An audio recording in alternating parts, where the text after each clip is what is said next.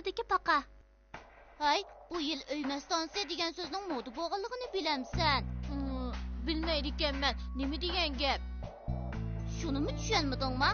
Ya'ni uyda o'ltirib, hech yerga bormaydiganlarni ko'rsatdi. Qo'sig'i to'ysa uxlaydigan, uxlab qopib yana yeydiganlarni demsan, men oshundoq turmush kechirishga bak omroq. Qarasini. Agar rostla sen degandek televizormi, gezmi ko'msa, bu dunyodan ayrilib qolib, quduqning ostidagi paqidek bo'lib qolmamdi. Endi paqining dibini qilib ketding-ku. Men oshundoq ko'rimsizmi? Hey, seni ko'rimsiz demidim. Sana bir hikoya so'zlab beray bo'lamdi.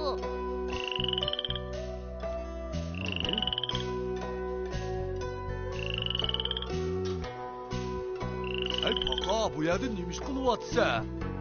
Paqa, tinchlikmi? Bu yerga mening uyim. Sen uyimning ko'gili keldingmi? Ay yo'q, bu yerdan o'tib ketyapti. Bak ta'lim borkan, mushu fursatda mening rohat turmushimni ko'rib olg'idaksan. Bu yer shundoq rohat. Xush bo'lsam, usul o'ynab naqsha aytaman. Borsam, qirg'oqda aram olaman. Xalqimni qilaman. Nima degan rohat? Bak erkin. Agar ismga Bu bakli o'ng'ay. Beshim bilan eg'zimni sirtqa chiqarib, badanimni sovuqchilab o'ltiraman. Mana bundaq.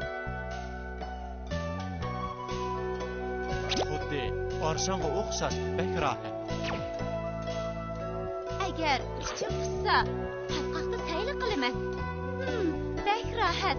Biroq qo'mchoq deganlarning hech qaysisi menga yetolmaydi. Do'stlaring-chu amsa. Do'stim bo'lamdi yo'q, qarchaqliq. Men-chu bu quduqning egisi. O'zimning yeriga o'zim ega. Mundoq kanda, haqiqatan erkinkansan jumo. Avsin kelayotganda, hay, senni quduq tushib, rahatini olamsan. Gaplaringni anglab qo'y, menimi tushkim kelyapti. Amiz tusha. Voyjon.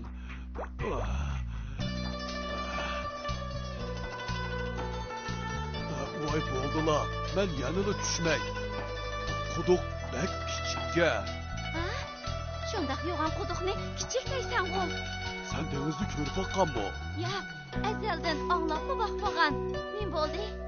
Dengizning cho'ngligini bu quduq bilan selishtirib bo'lmaydi. Sana desam, qadimgi zamonda uda bir qancha kun qattiq yomg'ir yog'di. Biroq dengizning suvi ozroqmi ko'paymabdi.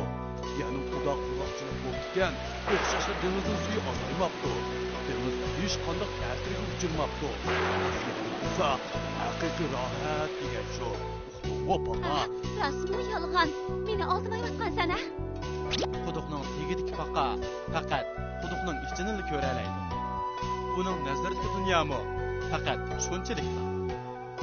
Bu ideal bilimi tor odamlarga simovul qilingan. Davr taraqqiy qilyapti. Shunga bizmi to'xtamasdan ilg'arilishimiz kerak.